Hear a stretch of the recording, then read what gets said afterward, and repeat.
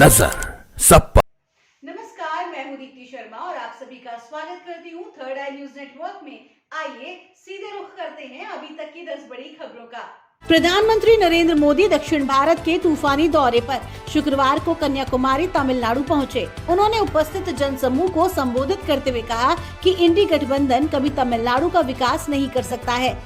PM Modi ने द्रमुक और कांग्रेस पर एक साथ निशाना साधा। उन्होंने कहा कि डीएमके और कांग्रेस का इंडी गठबंधन तमिलनाडु को कभी विकसित नहीं होने देगा।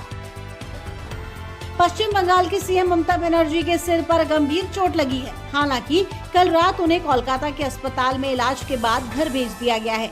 इस बीच एसएसकेएम अस्पताल के डॉक्टरों का बयान सामने आया है। उन्होंने बताया कि ममता बनर्जी को किसी ने कोई धक्का नहीं दिया, बल्कि सिहरन या बेचैनी की वजह से वो गिरी और उनके माथे और नाक पर चोट लगी। वहीं ममता बनर्जी के चोट लगने के बाद प्रधानमंत्री नरेंद्र मोदी ने उनके शीघ्र स्वस्थ होने की कामना की है। प्रधानमंत्री ने ट्वीट करते हुए कहा कि मैं ममता दीदी के शीघ्र स्वस्थ होने और सर्वोत्तम स्वास्थ्य के लिए प्रार्थना करता हूं। टिकट घोषित न होने से कांग्रेस नेता परेशान। चुनावी तैयारियों के लिए बेहद कम समय मिलने से होगी मुश्किल।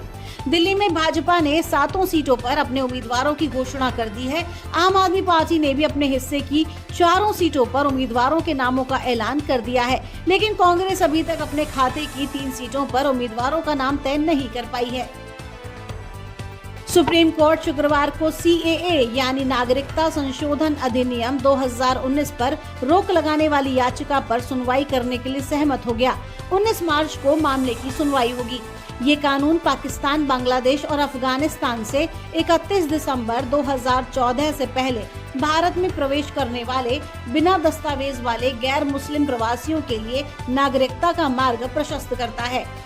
केंद्र सरकार द्वारा सीएए के अधिसूचित नियमों के तहत इन देशों से भारत आए हिंदू, सिख, जैन, बौद्ध, पारसी और ईसाई समुदाय के लोगों को भारत की नागरिकता दी जाएगी।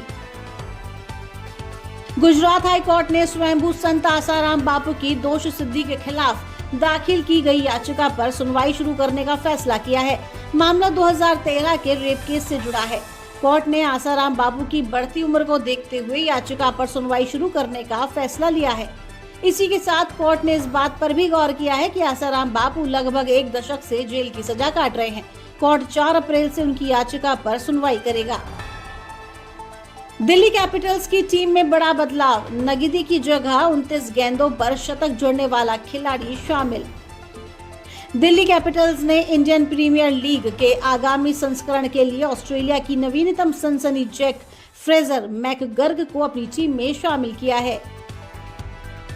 अग्निवीर वायु भर्ती परीक्षा के लिए आवेदन करने वाले कैंडिडेट्स के लिए अहम सूचना है। इंडियन एयरफोर्स की ओर से अग्निवीर वायु भर्ती परीक्षा के लिए हॉल टिकट अब किसी भी वक्त रिलीज हो सकते हैं, क्योंकि एग्जाम का आयोजन 17 मार्च 2024 को होना है। बता दें कि भारतीय वायुसेना ने अग्निवीर परीक्षा एग्जाम सिटी स्लिप 7 मार्च 2024 को रिलीज की गई थी। वहीं अब हॉल टिकट आधिकारिक वेबसाइट पर रिलीज किए जाएंगे। मध्य प्रदेश, राजस्थान, उत्तर प्रदेश और दिल्ली में एक बार फिर मौसम ने करवट ली है। राजस्थान में अब दिन का तापमान बढ़ रहा है, तो मध्य प्रदेश और उत्तर प्रदेश में बारिश की संभावना है। पश्चिमी विक्षोभ का असर कम होने के बाद राजस्थान के कई इलाकों में गर्मी का एहसास होने लगा है। राज्य में अधिकांश स्थानों पर दिन का तापमान 30 डिग्री सेल्सियस या उससे ऊपर जा सकता है। वहीं मौसम विभाग ने पश्चिमी उत्तर प्रदेश के कई जिलों में गरज चमक के साथ तेज बारिश और आकाशीय बिजली गिरने की चेतावनी दी है। निसान और होंडा आएंगे साथ मिलकर बनाएंगे इलेक्ट्रिक कार। चाइनीज ब्रांड को देंगे सीधी टक्कर। इलेक्ट्रिक व्हीकल्स के बाजार में चीनी कंपनियों के दबदबे को चुनौती मिलने वाली है। इसके लिए कई वाहन कंपनियां आपस में हाथ मिलाने को तैयार हो गई हैं। कंपनियों का लक्ष्य चीन की गाड़ियों के मुकाबले सस्ती और बेहतर कार मार्केट में लाना है। निर्देशक विकास बहल की पहली हॉरर थ्रिलर फिल्म के आधार पर शैतान ने अपने कमाल कर दिखाया है। रिलीज के पहले सप्ताह में अजय देवगन, ज्योतिका और आर माधवन की शैतान ने कमाई के मामले में जमकर गर्दा उड़ाया है। सलमान खान अपने अपकमिंग प्रोजेक्ट्स को लेकर चर्चा में है। बीता साल कुछ खास नहीं रहा, तो अब सोच समझकर फिल्में साइन कर रहे हैं। बीते दिनों ही उन्होंने अपनी बड़ी पिक्चर का ऐलान किया है। ऐसा पता लगा है कि ये ईद 2025 में आने वाली है। आमिर खान के बेटे जुनैद खान कम ही लाइमलाइट में रहते हैं। हालांकि वो कई दफा अपने बॉलीवुड डेब्यू को लेकर चर्चा में आ जाते हैं। वो नेटफ्लिक्स पर आने वाली फिल्म महाराजा से डेब्यू करने वाले हैं। अब उनकी एक और फिल्म को लेकर चर्चा हो रही है। कहा जा रहा है कि जुनैद आने वाले समय में बोनी कपूर की छोटी बेटी खुशी कपूर के साथ एक फिल्म में दिखने वाले हैं। अभी इस बारे में कोई ऑफिशियल जानकारी तो सामने नहीं आई है, लेकिन बीते कुछ दिनों से इसकी खूब चर्चा हो रही है। तो ये थी अभी तक की 10 बड़ी खबरें। देश विदेश की ताजा तरीन खबरों के लिए जुड़े रहिए थर्ड आई न्यूज नेटवर्क के साथ। नजर सब पर।